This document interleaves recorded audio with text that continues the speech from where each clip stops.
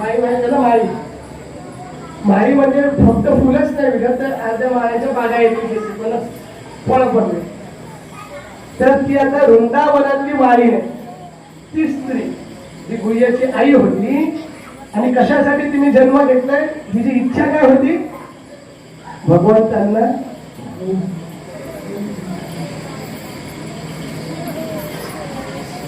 तर आता माझ्या इकडे नेहमी यायची आणि गपचूप वाकून बघायची काय चालू आहे कृष्ण दिसतोय का काय करतोय काय आणि कृष्ण तर सर्व अंतर्यामी भगवान त्यांना सगळं माहिती तर भगवंत पण काय करायचे जसे लपाछुपी हे तर नमुना ते यायचे परत परत असं तिच्याकडे बघायचे आणि परत पळून द्यायचे तिच्याकडे बघायचे आणि पळून द्यायचे जेव्हा पण ती यायची तेव्हा तिच्याकडे बघायची आणि पळून द्यायची आणि ती सारखं मनामध्ये विचार करतोय की मला कधी तुम्हाला भगवंत स्वप्न पूर्ण करते कधी मला भगवंताला माझ्या हाताने खाऊ घालता येईल कधी मला भगवंतांना लाड करता येईल कधी मला त्यांना प्रेम करता येईल सारखं तेच विचार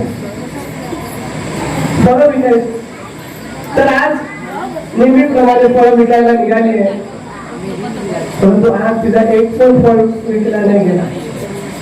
आता विचार करते काय करायचं पण चला नंद बाबाच्या माहेरामध्ये जाऊ तर तिकडे विचारू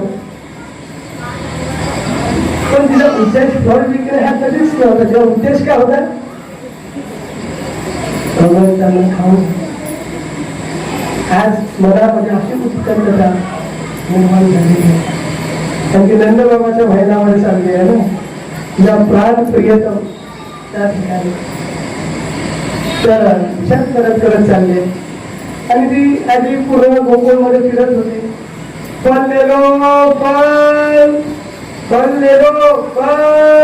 परंतु जशी ती नंद भवनाच्या जवळ येत गेली विचार तर कृष्णाचे चालले गोविंद लेलो गोविंद माधव लेलो माधव मुकुंद लेलो मुकुंद यशोदा माता बोलते ही कोण आहे नवीन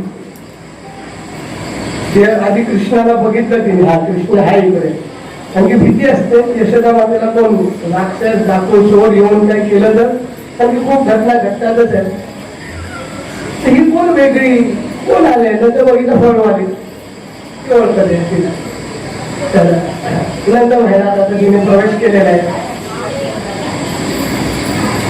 आणि यशोदा मातेला बघितलंय फळं द्यायला आलेले फळं घ्यायची आहेत का तितक्यात कृष्ण पण तिकडे कृष्ण जशी ती फळवाली आली आहे तशी पळत त्यांच्या गोदामध्ये असतो ना गोदाम कोठार धान्याच्या कोठार तिकडे गेले आणि आपल्या 2 मुठीमध्ये एवढेसेच आहेत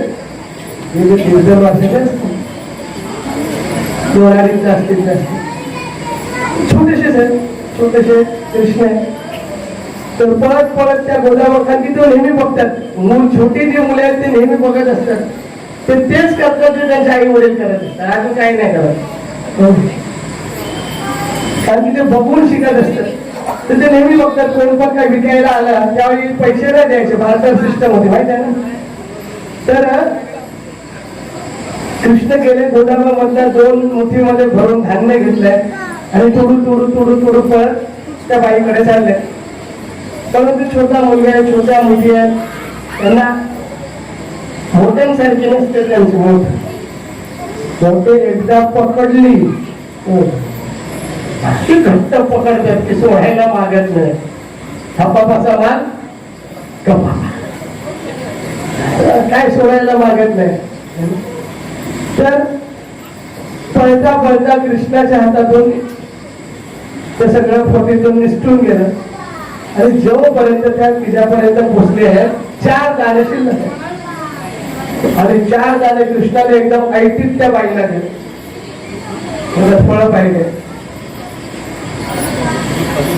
तिला कृष्णाला फळं द्यायला आलेले होते तर असे फळ भेटणार नाही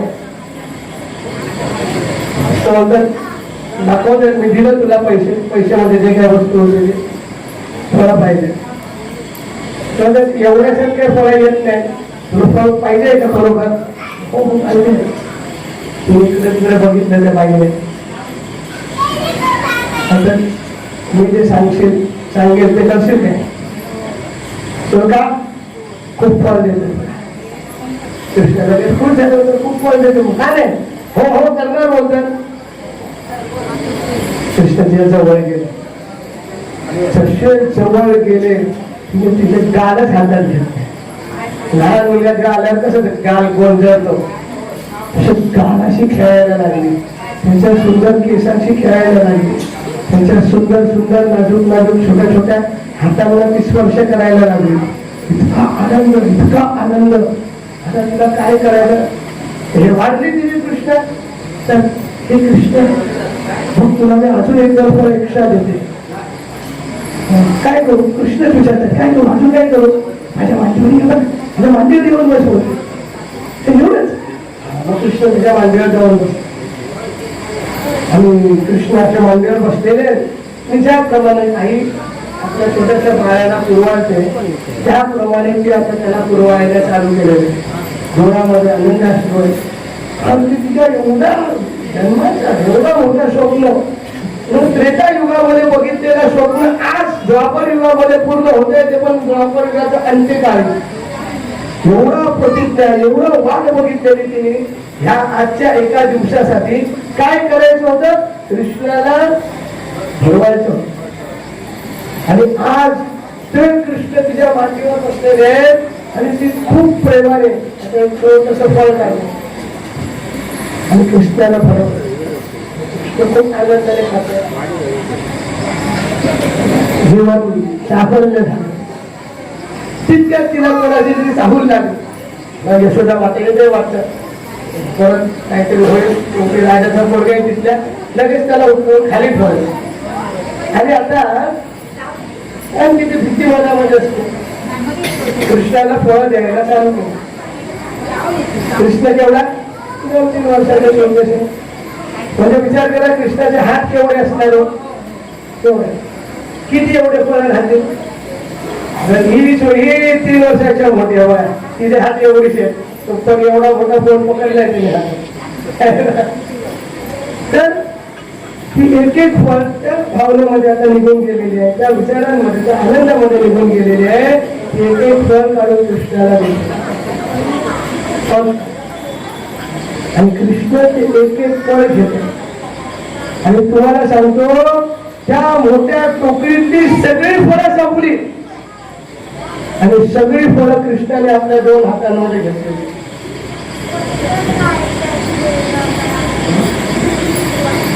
कसं शक्य आहे? त्या प्रेमात सगळं शक्य. आणि भगवंताच्या प्रेमाचे भुकेले असतात, ते फळाचे भुकेले थोडी होते. ते त्या फळ देण्यामागचा जो प्रेम जगलेला होता त्या प्रेमाचे भुकेले होते. त्याच्यामुळे आज सर्व इच्छा पूर्ण होत्या तिच्या. कसं काय? इच्छा माझी पुरी करा, सगळ्या इच्छा पूर्ण. सगळे फळं संपले. तितक्याच यशोदा माताची खरोखर सुरू झाली. आता कृष्ण बोललो चल मग चाललो, ह्या ना तुझी फळं संपली बोलतात. तर मी चाललो. आता कृष्ण निघाले परत जायला. पण कृष्ण पण एवढे स्टायलिश आहे, चालू खूप स्टायलिश. 4 पावलं असे चालले आणि 4 पावलं झाल्यानंतर एकदम हिरो सारखे मागे बघते, हिरो सारखे. आणि तिच्याकडे बघून एक छोटस स्माइल करते. तिला अजून आलं तर अजून काय दुःख शंकरा योग ते अजून आलं.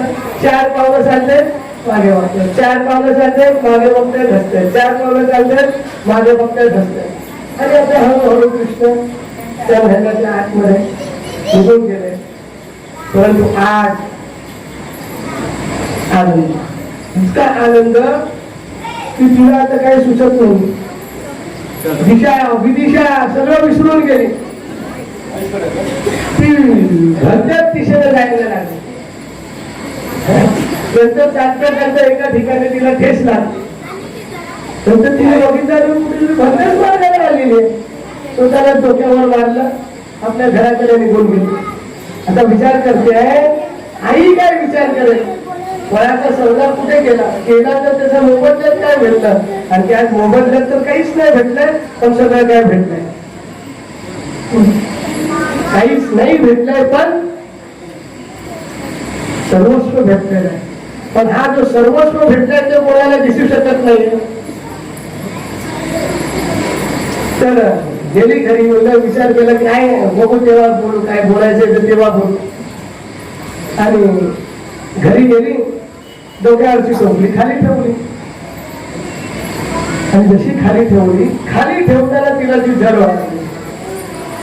मगापासून तर हलकी होती, परंतु आता जेव्हा ती टोपली खाली ठेवली तेव्हा तिला ती जड लागली.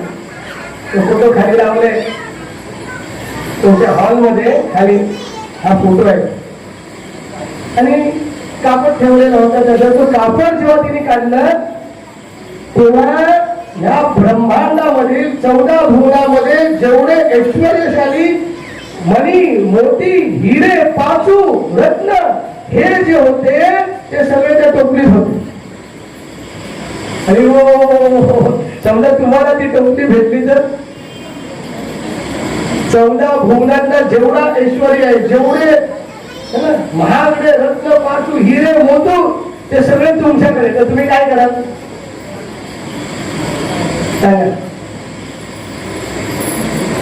तसं बघायला गेलं तर एका क्षणात भगवंताने तिचं दारिद्र्य नष्ट केलेलं. एका क्षणात काय दिलं? फळ. फक्त फळं दिली भगवंताने सगळ्या ब्रह्मांडातील ऐश्वर्य तिला टोपलीमध्ये टाकून दिला. टोपलीत विचार करा, आपल्याला जर भेटलं तर, म्हणून भगवंता घरी येताना फळ आणायची असतात. आपण हात हलवत येतो. जसं आता त्या स्टोरीमध्ये त्या ब्राह्मणाने सांगितलं, ऐकलं की नाही, सुदाम्याने राजा, भगवंत आणि गुरु यांच्याकडे जाताना कधी खाली हात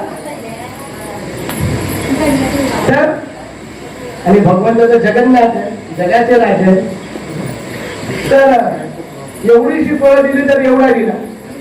परंतु आता जेव्हा त्या स्त्रीने ते फळ जेव्हा बघितली, आपलं फळ नाही काय, हिरे, मोती, पाचू, तेव्हा तिला आनंद नाही झाला. खूप वेदना झाल्या, वेदना, खूप मनस्ताप झाला. खूप मोठा भवंड तिच्या मनामध्ये उठलाय. एकच प्रश्न आहे की कृष्णाने असं का केलं? हे हल्ली खूप मोठं, कारण की मी तर प्रेमाने भगवंतांना खाऊ घातलं, पण भगवंताने प्रेमाची किंमत, प्रेमाची किंमत नाही ना होत कधी, प्रेमाची किंमत खूप दुःख झालं. असं राग आला, तावात निघाली ती टोपली घेऊन. मगाशी तर ती घाबरत घाबरत गेलेली, आता तिने विचार केलाय, जाऊन त्या काळ्याला विचारते. राग आलेला आहे, काय समजतो तो स्वतः? माझं प्रेम काय विकत घेतला जाणार आहे काय? कारण की जो विकत घेतला जातो तो प्रेम कसं काय असेल? ज्या ठिकाणी हिशोब होतो, हिशोब, तो प्रेम आहे की तो व्यवहार आहे? सांगा. तो व्यवहार. जिकडे व्यवहार आहे तिकडे हिशोब आहे, आणि जिकडे प्रेम आहे तिकडे व्यवहार नाही. आणि जिकडे प्रेम आहे तिकडे व्यवहार नाही, आणि जिकडे व्यवहार आहे तिकडे प्रेम नाही. हा सिद्धांत आहे. एकदा एक योगी बाबा, जास्त जुनी घटना नाहीये, वृंदावनला गेलेले खूप मोठे संत नामजप करतात आणि माळावर नामजप करतात, खूप हिशोब ठेवतात. एवढे झाले, एवढे पाकेट, एवढे झाले, एवढे पाकेट, आज जेवढ्या माळा केल्या. आणि तितक्यात एक दूधवाली तिकडे गवळण वृंदावनातले तिकडे आले, दूध विकते. तर ती बघतो तिच्याकडे सांगणं बघतोय की काय करते.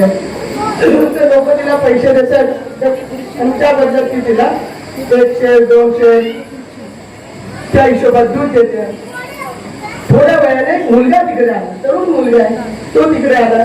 तो पण एक पात्याला घेऊन आलेला आहे, परंतु त्याला काय विचारलं नाही तिने, त्याने पण काय बोलला नाही. ती आपली फक्त ते भरत पूर्ण भरलं आणि तो गेला. आता साधू बघतोय की सगळ्यांकडनं तर तिने जेवढं मागितलं तेवढंच दिलं, तेवढंच बरोबर किंमत घेतली. ह्या मुलाला नाही तिने विचारलं नाही, त्याने मागितलं, परंतु पूर्ण ते पात्र भरून दूध दिलं. काय विशेष? त्याला धावलं नाही आणि धावून विचारलं की अगं तो सगळ्यात करणार तर तू मोजून मागून सगळं करते आहे, त्या मुलाशी असं काय केलं? ती मुलगी बोलते, ती गवळण बोलते, अरे तो माझा होणारा नवरा आहे, माझा प्रियतम आहे तो. पण प्रियतम त्यांना काय पैसे घेतो काय, परिश्रम करतो काय? तुम्हाला साधूला काय करणार ती गोष्ट? साधूला चूप पेटली. मी पण भगवंतावर प्रेम करतो, पण माझी भक्ती हिशोबात चालते. 16 नंतर पोटात गोळा, त्याचा पुढे जात नाही. आता लोकांना तर एक माळा करताना पण टेन्शन, पण भगवंताकडे लिस्ट देतात पूर्ण. तसं काय ठेकाच घेतलाय त्यांच्या परिवार चालवायचा आहे ना. मला हे दे, मला ते दे, देवा मला पाव म्हणजे दुसऱ्या देशात जन्म देतील हे ना. ब्रिटन अमेरिकामध्ये तिकडे तर हा पाव भेटतील काय, पाव रोज खाव पाव. तर प्रेम अनिवार्यच आहे या ठिकाणी, प्रेम. तर आता त्याला चूक पेटली, अरे प्रेमात हिशोब का करतो मी? माझा तर अहिर्निश नाम व्हायला पाहिजे, म्हणजे माझा कुठेतरी व्यवहार चालू होता, म्हणून आजपर्यंत ते भेटत नाहीत मला. तर हीच गोष्ट आता इकडे तिला आता लोक फिरले, निघाली आहे कृष्णाच्या नावाने बोंबाबोंब करत. बोंबाबोंब मध्ये स्वतःच मनात मला शिव्या घालते, बरेच रडते की मला असं काय चुकलं की कृष्णाने माझ्या प्रेमाची स्वीकृती नाही केली. यमुना लागली मध्ये, जाता जाता यमुना लागली. तुझी टोपली होती, हिरे मोती जवाहर पाचू, ते सगळे त्या टोपलीमध्ये होती. ती टोपली सगळं यमुनामध्ये फेकून दिली, तिला फेकून. विचार करा, आपल्या एवढंच जरी हरवली, रात्रभर झोप नाही लागणार. तो घरीच नाही, तो तिकडे रस्त्यावरच शोधत बसेल, चिखलात तर चिखलात शोधेल, काय की नाही. आणि आजकाल तर लोक नेटवर्क पण असे शोधत बसतात. रिंग तर शोधा, साधा मोबाईलचा नेटवर्क घरामध्ये येण्यासारखे शोधत बसतात की नाही. खिडकीत जातात, याच्या खाली जातात. परिस्थिती गंभीर आहे, कलियुगाचा जीव आहे. तर गेली नंद महिलामध्ये गेली आणि कृष्णाने पूर्ण सेटिंग लावलेली आहे. आई नाही, कोण नाही, एकटेच थांबलेले त्याच गार्डन मध्ये. त्यांना पण माहिती आता ती येणार नाही करून गेली कृष्णा बरोबर. काय प्रॉब्लेम आहे? रडायला लागली. राग आधी होता, भगवंत जसे समोर आले छोटेसे रडायला लागले. आता काय झालं, काय प्रॉब्लेम झाला, म्हणजे माझं काय चुकलं, काय झालं, नक्की काय झालं मला सांग, काय करायला पाहिजे होतं? कृष्ण काय होते, कशाबद्दल होते मला काही समजत नाही. कृष्ण एवढा म्हणून पेढा खातात असे दाखवतात, तसं काय माहित नाही, सगळं तेच करत असत. काय झालं? आता ती बोलली, तू मला ते टोपली भरून ते हिरे का दिले? तर मला वाटतं तुझी थोडी मदत करावी. तू एकदा विचार केला जाता जाता आईला काय सांगू, तुला काय सांगू नको घे. खूप रडली. कृष्णा पुन्हा जर असं केलं, तुम्ही त्या क्षणाला प्राण त्याग. आणि अशी जशी बोलली तसे कृष्ण तुडू तिच्याकडे परत गेले आणि तिला मिठीत घेतला. ती आता गवळण इतकी रडली, आपल्या प्रेमाश्रूंनी भगवंताला अभिषेक करून टाकला. मग असे अभिषेक बघितला ना तुम्ही खाली, दूध दही पंचामृत आहे. पण आज हिने जो अभिषेक घातला तसा अभिषेक कृष्णाला खूप आवडला. त्या अभिषेकाची तुलना ह्या दुधाशी, दह्याशी, मधाशी, लोण्याशी, फळांच्या दुधाशी नाही होऊ शकत. प्रेमाश्रूने अभिषेक घातला. आणि आज कृष्ण तिचे कायमचे ऋणी झाले. तुला तर मी काही नाही देऊ शकतो, तुला मी एकच गोष्ट देऊ शकतो, ते म्हणजे मी मलाच देऊ शकतो. एवढं बोलले. तर नंतर ती आनंदाने तिकडून निघून गेली आणि ही कथा इकडे संपली. कथा संपली. जे समजायचंय, हा मी एक तास जास्त थांबले. तुमच्या प्रियतम, तुमचा प्रेमी जेव्हा तुमच्या बरोबर असतो तेव्हा तुम्ही असं बघता काय?